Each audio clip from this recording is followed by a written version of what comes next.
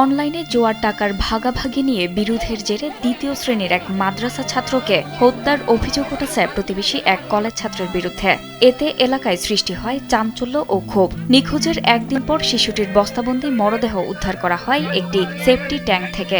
এ ঘটনায় প্রতিবেশী এক কলেজ ছাত্রকে আটক করেছে পুলিশ।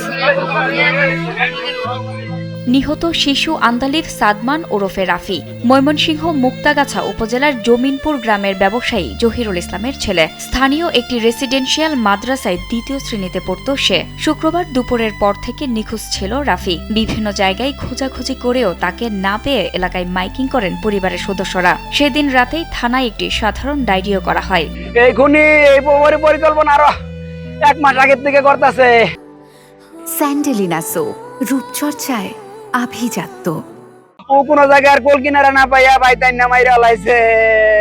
আমার বাবা তোর ঘর ভাঙ্গিয়া বস্তাত পড়ছে, পানি চুবাইয়া মারছে, এরপরে আবার লেফটিনে ফালাইয়া পাহাড়ের মধ্যে ফালাই দিয়ে মাইরা লাইছে।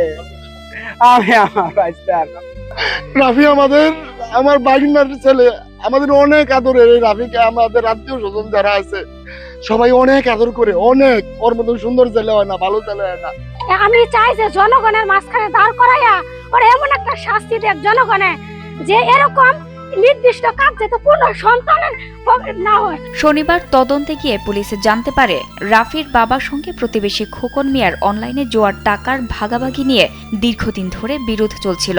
এরপর সন্দেহের ভিত্তিতে খোকনকে আটক করে জিজ্ঞাসাবাদ করা হয়। জিজ্ঞাসাবাদের এক পর্যায়ে খোকন শিশুটিকে হত্যার কথা স্বীকার করে বলে জানায় পুলিশ। পরে তার দেওয়া তথ্য অনুযায়ী বাড়ির সেফটি ট্যাঙ্ক থেকে বস্তাবন্দি অবস্থায় রাফির মরদেহ উদ্ধার করা হয়।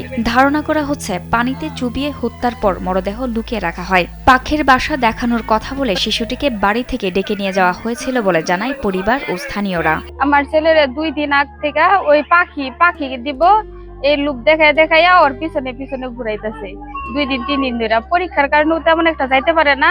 কালকে শুক্রবার ছিল, কালকে ও মানে লক্ষ্য রাখতেছিল। এই বাচ্চাটারে 3 দিন ধরে হে কয় আঙ্গর ভাই যেও পাখির বাচ্চা দিমু তোমারে। এ কইলে আঙ্গর সময় বয়স আমারে কইতে পারে বাচ্চার লোক আর কিসের কালেকশন, কিসের সম্পর্ক।